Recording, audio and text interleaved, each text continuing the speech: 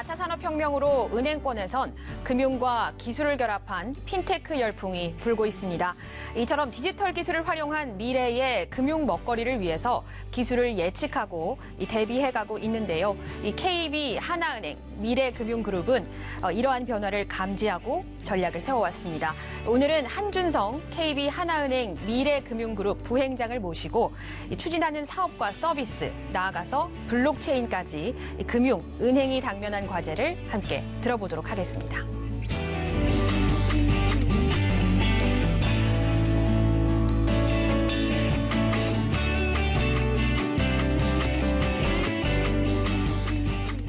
네, 한준성 부행장님 모셨습니다. 안녕하세요. 네, 안녕하십니까?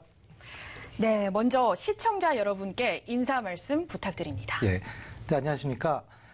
저는 하나은행과, 그러니까 하나금융그룹에서 미래 먹거리를 찾고 있는 미래금융그룹이라는 조직을 담당하고 있는 한준성 부행장입니다.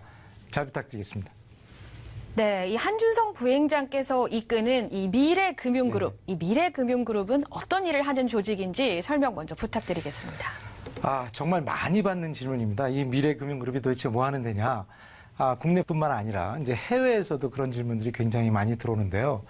역시 이 중요한 건 이 기술이 최근에 아주 급격하게 변하고 있습니다.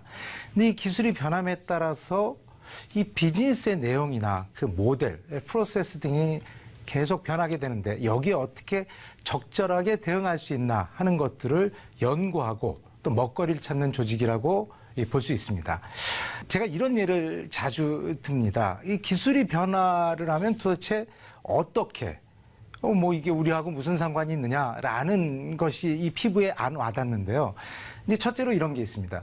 예전에 우리 이 시청자들도 아시다시피 PC라는 것이 나왔습니다. 이 처음에 최초에는 PC는 가정이나 이 회사에 그다지 많지 않았습니다.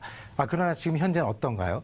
이 PC로 인해서 나의 생활이 많이 틀려졌고 또 기업들의 이 기업 운영 형태도 매우 달라졌습니다. 이제 그러다가 2000년대에 인터넷이라는 게 나왔죠. 인터넷도 초기에는 그다지 이 고객들이라든가 시장에 있는 이 전문가들이 그다지 주목하지는 않았습니다만 곧 이것이 가져다 줄 여러 가지 변화에 대해서 예측하고 새로운 비즈니스 모델이 엄청나게 나왔습니다. 2018년 현재 이러한 것들이 이 금융의 불어닥치는 새로운 기술들이 출현하고 있는 겁니다. 그럼 이 기술들을 어떻게 금융에 접목시켜서 과거의 PC나 인터넷이 우리에게 가져다 준 변화를 지금 어떻게 새로운 기술을 활용해서 이 변화시킬까 하는 그런 고민들을 저희 그룹에서 하고 있는 겁니다. 이 미래금융그룹, 지난 연말에 이 조직 개편을 하지 않았습니까? 이 미래금융그룹 조직이 더 강화가 된 것으로 알고 있는데요. 네, 어떻게 강화가 됐고 그 역할은 무엇인지 말씀 부탁드립니다. 좀 전에 제 기술을 말씀드렸습니다. 한 몇 년 전까지만 하더라도 좀 전에 말씀드린 PC나 인터넷처럼 어떠한 기술이 미래에 중요하겠느냐라는 논란은 지속되어 왔습니다. 그러나 최근에는 어느 정도 이러한 기술들이 세상을 바꿀 것 같다라는 것이 정해진 듯합니다. 이 대표적인 것이 AI, 빅데이터, 그리고 IoT, 그리고 마지막으로 클라우드라는 이런 기술들입니다. 이 네 가지 기술은 아마도 많은 사람들의 생활을 바꿔놓을 것이라고 저희들은 예상을 하고 있습니다. 여기에 블록체인이라는 신기술이 붙으면 기업의 여러 가지 이 산업 구조에 빅뱅이 일어나게 된다라고 저희는 굳게 믿고 있습니다. 이에 대응하기 위해서 기존에 저희들이 은행에서 흔히 하고 있는 이 디지털 사업들이 있었습니다. 예를 들자면 지금 시청자분들도 많이 쓰시고 계시는 스마트폰 뱅킹이라든지 하는 것들입니다. 이러한 것들은 저희들의 이 디지털 문화를 기업 내에 확산시키기 위해서 기존의 사업부에 다 이전을 해서 그들이 직접 고객과 소통하면서 이걸 발전시켜 나가도록 했고요. 저희 미래금융그룹의 이 전략 R&D라고 하는 것은 이러한 좀 전에 말씀드린 이러한 기술들을 어떻게 구체적으로 이 사업에 녹여서 새로운 어떤 금융 서비스를 만들어내고 시장의 경쟁력을 확보할 것인가라는 것을 집중 연구하는 조직을 새로 만들어 본 겁니다. 네. 그리고 이 최근에 이 KB 하나은행의 이 GLN 프로젝트 네. 이게 큰 주목을 받았습니다. 이게 또 어떤 서비스인지 말씀 좀 부탁드리겠습니다. 이 GLN이라고 하는 것은 글로벌 로얄티 네트워크의 약자입니다. 저희들이 예측컨대 지금 이 밀레니엄 세대, 젊은 세대들은 더욱더 그렇지만 미래에는 디지털 자산이 점점 증가하리라고 저희들은 예측하고 있습니다. 이 디지털 자산이라는 게 도대체 뭐냐? 저희들이 크게 세 가지로 나누는데요. 이 첫째는 뭐냐면 이 티머니 같은 이 디지털 머니들도 디지털 자산입니다. 뭐 아마 제 폰에 혹은 뭐 제가 가지고 있는 이 플라스틱 카드에 디지털 자산이 어느 정도 다 가지고 계실 겁니다. 아마 이 시청자분들도. 또한 내가 잘 어디에 있는지 모르겠지만 포인트나 마일리지, 쿠폰과 같은 것들도 디지털화 돼 있습니다. 이것도 역시 디지털 자산입니다. 뭐 최근에 뭐 여러 가지로 뭐 이 이슈가 급격하게 좀 커졌죠. 이 암호화폐. 이 암호화폐도 사실은 어떻게 보면 디지털 자산의 한 종류라고 얘기할 수도 있겠습니다. 근데 이 디지털 자산의 규모는 지금 전 세계적으로 젊은 층을 위주로 점점 커지고 있습니다. 이 디지털 자산을 교환할 수 있는 플랫폼을 만들어야 되겠다 생각해서 저희들은 2년 전서부터 이 글로벌 로얄티 네트워크라는 것을 연구하고 있었습니다. 즉, 제가 가지고 있는 디지털 자산을 해외에 가서도 쓸 수가 있고 또 혹은 해외에서 한국으로 들어오는 해외 여행객들이나 혹은 외국인들이 그들이 가지고 있는 디지털 자산을 한국에 있는 샵이나 가맹점 혹은 온라인 쇼핑몰 등에서 쓸 수 있게 이러한 플랫폼을 만드는 것이 바로 글로벌 로얄티 네트워크의 핵심입니다. GLN 활용 확대로 기대되는 효과가 있을까요? 은행에 있어서 미래 먹거리는 굉장히 중요합니다. 특히 좀 이따가 이제 말씀드릴 내용 중에 하나가 이제 블록체인 관련된 건데요. 이 블록체인이 활성화되면 이 중개 기능이 상당히 상실화되게 된다라는 것이 이 전문가들이나 일반적인 시장의 이 주장입니다. 그렇다면 이 중개 기능이 없어지게 된다면 과연 어떻게 될 것인가 라는 차원에서 저희들이 이런 어떤 플랫폼, 허브 플랫폼을 만들어서 미래에 대응하자. 그럼 이 허브 플랫폼에서 생기는 여러 가지 수수료라든가 이 고객과의 어떤 소통을 통해서 일어나는 부가가치, 뭐 이것이 저희들한테 앞으로 중요한 자산이 될 것입니다. 네, 이 향후 이 GLN 여기에 이 블록체인 기술도 좀 더 할 것으로 맞습니다. 알고 있어요. 네, 이거에 네. 대해서 좀 설명해 주시죠. 블록체인이 굉장히 어렵죠. 네. 이 많은 분들이 블록체인을 얘기를 하고 있습니다. 블록체인을 일단 좀 쉽게 좀 이 설명을 좀 해드려야 될 것 같습니다. 이 블록체인이 왜 기업들한테 굉장히 위협적이고 이 블록체인을 연구하지면 안 되느냐, 연구하지 않으면 안 되느냐 하는 것은 바로 제가 지금부터 말씀드린 여기서 출발합니다.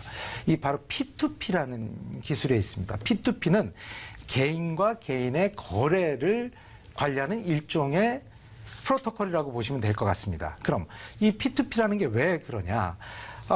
만약에 제가 우리 사회자님한테 이 송금을 할 때 중간에 은행을 거치지 않고 이 P2P 방식으로 송금이 가능해지게 되면 은행은 필요 없어질 겁니다.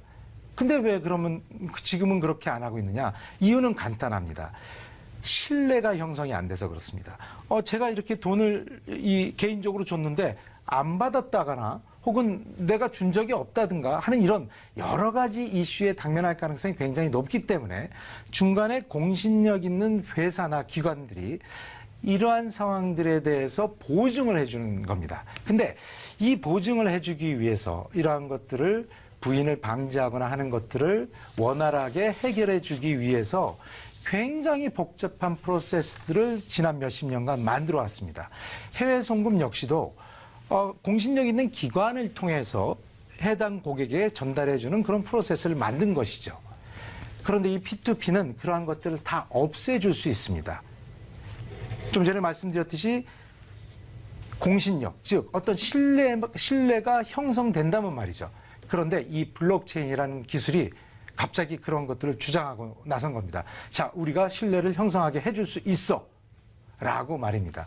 현재 여러 가지 기술들이 테스트 중에 있습니다만은 뭐 이러한 내용들은 곧 검증이 될 것이고 검증이 된다면 좀 전에 말씀드린 AI나 IoT, 클라우드, 빅데이터와 이 블록체인 기술이 서로 합해지면은 전 산업에 걸쳐서 아주 커다란 빅뱅이 일어날 가능성은 매우 크다고 볼 수 있습니다.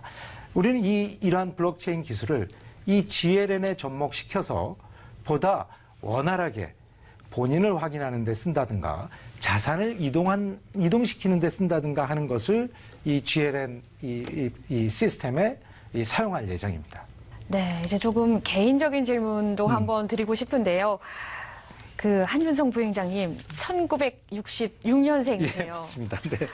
1966년생으로 국내 금융사 최연소 부회장이십니다. 어떤 금융계 인사는 금융계 은행계의 신화다. 1966년생 최연소 부회장이셔서 이것이 은행계 신화다. 이런 말씀을 하십니다. 이러한 점이 이 하나은행 핀테크 혁신에 도움이 됐다고 생각을 하시는지 여쭤보고 싶습니다. 예, 사실상 모든 것이 이 나이와는 크게 관계가 없다라고 저는 개인적으로 생각합니다. 하지만 지금 현재 일어나는 여러 가지 이 트렌드는 확실히 젊은 사람들이 가지는 그런 어떤 감정이나 그들이 상상하는 미래가 굉장히 중요한 것은 사실입니다.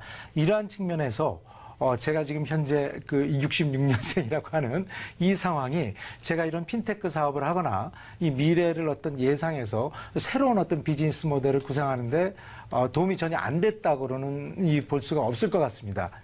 다시 핀테크 얘기로 잠깐 네. 돌아오겠습니다. 최근 은행들이 앞다퉈서 이 핀테크 혁신을 이루고 있습니다. 이 관심이 가는 경쟁사의 서비스가 있다면 어떤 게 있을지 여쭤보고 싶습니다. 지금 한국 시장에서 이 은행, 일단 은행으로 좀 좁혀서 말씀을 드리겠습니다. 이제 은행에 관련된 핀테크 서비스를 받으시는 우리 시청자분들이나 고객분들이 계신데요. 사실은 핀테크 쪽에 이 경험자나 이런 것들을 디자인하는 제 개인적인 입장에서 보면 사실은 한국의 이 은행에서 제공하는 핀테크 서비스는 탑 수준입니다. 전 세계에서. 이러한 많은 컨텐츠와 많은 기능을 제공하는 외국의 은행들은 그다지 많지 않습니다. 단지 한 가지, 전 은행에서 제공하는 이 핀텍 서비스의 종류라든가 내용이 비슷한 것이 이 고객들한테 지루함을 제공하고 있는 것 같습니다. 즉, 하나은행에서 제공하는 핀텍 서비스나 혹은 여타 은행에서 제공하는 핀텍 서비스가 그닥 차별화되어 있지 않기 때문에 이 고객 여러분들은 굉장히 여기에 지루함을 느끼는 것이죠. 그러나 외국의 은행들이나 외국의 금융회사들은 그렇지 않습니다. 어떤 회사는 이체나 송금에 굉장히 강점을 가지고 있고 어떤 회사는 자산 관리에 큰 강점을 가지고 있고 이러한 것들이 모여져서 이 한국의 입장에서 보면은 우리의 핀텍 서비스가 굉장히 수준이 좀 낮은 거 아닌가 이렇게 느껴지는 착시 현상도 사실은 있습니다. 따라서 이 은행들이라든가 혹은 이 경쟁사들의 핀텍 서비스에 이 관심이 가느냐라고 하는 질문은 저는 꼭 꼬집어서 어느 은행이나 어느 기관의 이 소위 이 서비스가 좋다라기보다는 각각의 제공하는 서비스들을 각기 이 해체를 해봐서 그 중에 괜찮은 것들 이러한 것들을 저희들이 가져오면 어떠냐 이런 생각을 가지고 있고요. 최근에 유럽 쪽에서 좀 괜찮은 재밌는 서비스가 하나 나왔는데 아마 젊은 분들은 우리가 이제 보통 프라이빗 뱅킹 서비스, 웰스 매니지먼트 서비스라고 하는 이 좀 자산가들이 받는 서비스들을 경험을 잘 못하실 겁니다. 그렇죠. 근데 이러한 것들을 핀텍 서비스를 활용해서 적은 금액이라도 경험할 수 있게 하는 그런 이 툴들, 이런 핀텍 서비스가 최근에 유럽 쪽에서 굉장히 많이 나오고 있습니다. 그리고 실제 시장이 활성화되고 있고요.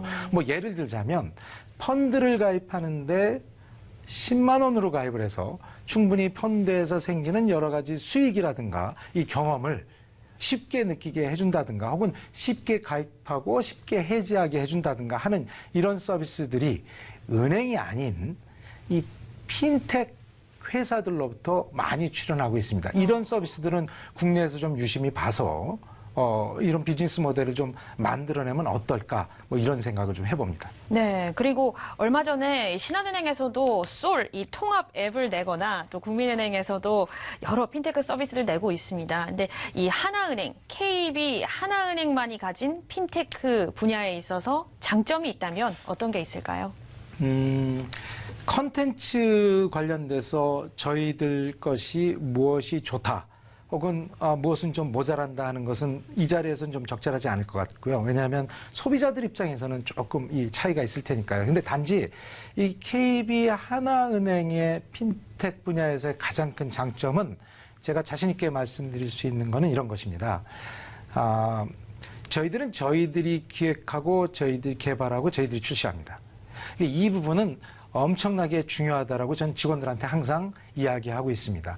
좀 고생스럽더라도 이런 것들 우리 손으로 한번 해보자. 직접 기획하고 직접 만들어 보면 그 다음에 무엇을 해야 되는지 알 수 있습니다. 그 예전에 그때도 2000년 초였죠. 구글이라는 회사가 있었습니다. 근데 이 구글이라는 회사가 작은 인터넷 기업이었죠. 근데 이 기사를 보니까 인공위성을 샀다고 합니다. 그래서 저는 깜짝 놀랐습니다. 작은 회사가 무슨 인공위성을 사는가. 그러더니 좀 있다가 구글 어스라는 제품을 내놓습니다. 구글 어스를 제가 들어가서 봤어요. 너무 재밌더라고요. 뭐 지도도 좀 보고요. 네. 근데 1시간 정도 보니까 재미가 없어집니다. 그래서 저는 역시 이게 뭐 이거 하려고 인공위성을 샀는가 이런 뭐 느낌을 가졌었습니다. 그런데 시간이 흘러갈수록 이러한 기반 기술이라든가 이러한 경험을 통해서 현재 구글은 전 세계 내비게이션 시장의 마켓시어를 상당히 점하고 있습니다. 네.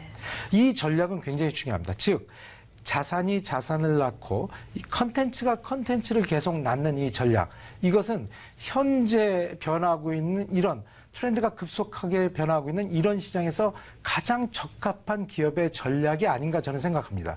따라서 KB 하나은행이 갖는 이 가장 우수한 그런 어떤 이 컨텐츠는 저희들이 직접 기획하고 개발하고 손님들과 소통하는 이런 프로세스에 있다라고 말씀드릴 수 있겠습니다. 네, 이 말씀해 주시는 걸 보면은 국내 금융사 어떤 전문가들보다 한 단계 위에 있다 이런 느낌을 받는데요. 이 블로그, SNS도 하시지 않습니까? 네, 제가 그렇습니다. 블로그를 봤더니 이 사이버 숲을 거니는 금융가의 셀러리맨 이렇게 스스로를 정의하셨습니다. 이 한준성 부행장이 핀테크에 집중하게 된 계기가 있을까요? 지금 말씀하신 그 블로그에 적혀 있는 이 제목은 굉장히 오래전에 적은 겁니다. 이제 네. 그 당시에 하나은행이 이제 갖는 고민이 있었습니다. 어떤 고민이냐면 국내에 있어서의 고민은 기존에 다른 금융회사보다 채널 면에서 굉장히 적은 숫자의 채널을 보유하고 있었습니다. 근데 당시에는 채널 숫자가 많은 은행들이 굉장히 유리한 이 비즈니스를 할 수 있는 그런 위치에 있었죠. 근데 저희들이 아무리 계산을 해봐도 기존에 많은 채널을 보유하고 있는 은행을 따라잡기가 굉장히 어려웠습니다. 따라서 저희들이 이러한 어떤 저희들의 단점을 극복할 수 있는 영업 전략이 뭔가 뭐 이것을 고민하다가 저희들이 프로젝트를 하나를 띄웠는데 그 프로젝트 이름이 알라스카입니다. 이제 알라스카 대륙을 발견하듯이 네. 새로운 영업 전략을 한번 발견을 해보자라는 차원에서 그런 제목을 짓게 됐는데요. 그 알라스카 프로젝트라고 하는 그 내용의 이 주된 이 핵심 이 미션이 뭐냐면 사이버, 즉 이 사이버 이 공간에 들어가서 저희들이 손님들에게 찾아가서 영업을 하자라고 하는 것이 주된 전략이었습니다. 이것이 제가 이 핀테크 서비스라는 것을 처음 하게 된 계기가 됐고 그 뒤로 계속해서 뭐 이러한 것들이 변해오면서 현재 상황에 이른 것 같습니다. 그런데 부행장님, 핀테크 요새 하고 있는데 사실 이 핀테크라고 하면 네. 무에서 유를 창조하는 과정이지 않습니까? 이 아이디어를 대체 어디서 끊임없이 얻고 계시는지 그것도 궁금합니다. 지금 말씀하신 것도 굉장히 많은 분들이 저에게 질문하는 건데요. 저도 사실은 걱정을 했습니다. 처음에 굉장히 좋은 아이디어로 일을 시작했습니다. 성과도 좋았습니다. 뭐 그때 문득 고민이 생겼죠. 어떤 고민이 생겼냐면 다음에도 이런 좋은 아이디어를 낼 수 있을까? 그런데 그건 기우에 불과했습니다. 지속적으로 고객과 소통하고 지속적으로 새롭게 변하고 있는 트렌드에 대한 지식을 아낌없이 받아주고 지속적으로 다른 사람이 이야기하는 것을 들어주면 아이디어는 끊임없이 나옵니다. 이런 세 가지만 계속해서 열심히 성실하게 임한다면 다음엔 무슨 아이디어가 있을까? 과연 이때 무에서 유를 창조하는데 다음번에 내가 제대로 할 수 있을까? 이런 고민들은 많이 줄어들게 됩니다. 네, 이 기술이 많이 변화하면서 이 고객들이 은행과 이 상호작용하는 방식이 근본적으로 많이 변화가 됐습니다. 사실상 이 앞으로 영업점 그리고 이 인력들이 많이 줄어들게 될 텐데 이거 필연적이라고 보시는지 어떻게 보시는지 좀 궁금합니다. 그 부분은 좀 부정을 하고 싶어도 네. 이미 정해진 것 같습니다. 이 채널의 변화는 어쩔 수 없는 이 현실입니다. 제가 2000년이라는 오늘 표현을 많이 하는데요. 2000년이 굉장히 중요합니다. 왜냐하면 인터넷이 새로 나왔고 2000년에 온라인 쇼핑몰이 생겼습니다. 온라인 쇼핑몰이 생겼을 때 기존의 전통적인 그 유통회사들은 초창기 온라인 쇼핑몰을 그다지 그렇게 높게 쳐주지 않은 듯한 그런 인상을 받았었습니다. 물론 어떤 기업들은 굉장히 여기에 적극적으로 이 변화를 추진을 했죠. 근데 그 주위에서 물론 제 친구들이나 주위에서도 온라인 쇼핑몰에서 물건을 사는 사람들도 당시에 많지 않았고요. 근데 지금 현재는 어떻습니까?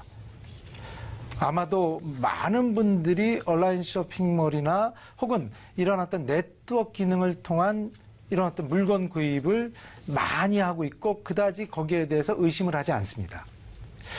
2018년 현재 금융이 2000년에 겪었던 유통회사의 상황을 그대로 겪고 있는 것 같습니다. 따라서 이 채널의 변화는 어쩔 수 없는 필연적인 숙명이고요. 단지 이 채널을 어떻게 변화시키고 이 채널의 변화로 인해서 발생하는 이 직원들의 이슈는 교육을 통해서 해결하면 되리라고 봅니다. 그러나 아무리 디지털화가 돼 있다고 하더라도 결국은 이 디지털화의 끝은 휴머니티라고 저희들은 생각을 합니다. 따라서 저희들의 2018년도 하나은행의 전략은 휴먼 플러스 디지털입니다. 앞으로는 저희들의 디지털 기술이 계속 발전해 나가고 굉장히 뛰어나게 변한다 하더라도 결국 사람의 본성과 만나서 고객들이 진심으로 이 서비스에 대한 감동을 느끼고 하는 이런 것을 저희들이 추구하는 게 저희 KB하나은행의 목표라고 볼 수 있습니다. 저희 CEO 초대석에 오시게 되면 이 고정 질문이 있습니다. 이 금융인을 대표해서 나오신 한준성 부행장께 이 금융인이 되고 싶어하는 청년들에게 하실 말씀이 있으시다면 마지막으로 부탁드립니다. 네, 사실 뭐 대표라는 말씀은 그다지 적절치 않고요. 지금 현재 우리 젊은 분들이 나는 이 금융 분야에 가서 일하고 싶다라고 하는 생각은 아마 지난 20년 전보다는 많이 없어지지 않았나 생각합니다. 왜냐하면은 이 금융 분야의 미래라는 게 과거처럼 그렇게 밝지 않다라고 생각하시는 경향이 있는 것도 사실인 거죠. 하지만 앞으로는 그렇지 않을 수 있습니다. 현재 상황은 그럴 수 있으나 좀 전에 오늘 제가 말씀드린 내용과 그 앞으로 이 금융회사가 변화가는 여러 가지 이 상황들을 주목해 보시면 나도 금융회사에 가서 보다 큰 꿈을 펼치고 싶다라고 하는 그런 느낌을 받으실 수도 있을 것 같습니다. 단지 이런 금융회사에 들어와서 우리 젊은 분들의 어떤 큰 꿈을 펼치기 위해서는 네. 제가 개인적으로 한 가지 말씀드리는 거는 보다 큰 세상을 볼 수 있는 그런 어떤 시각을 키워라 라고 하는 것입니다. 이 좋은 습관을 가져야 하고 매일매일 좀 새로운 어떤 변화에 대해서 하루하루 한 가지씩만 느끼는 그런 어떤 습관을 키우신다면 이 금융회사에 들어오셔가지고 아주 훌륭한 인재로 성장할 가능성이 매우 높다고 할 수 있습니다. 알겠습니다. 네. 지금까지 KB 하나은행 미래금융그룹 부행장 한준성 부행장님 모시고 CEO 초대석 함께 공개했습니다. 이 앞으로 하나은행이 주도하는 핀테크 혁신이 어디까지 우리의 삶을 변화시킬 수 있을지 더욱 기대해 보도록 하겠습니다. 시청해주신 여러분 고맙습니다.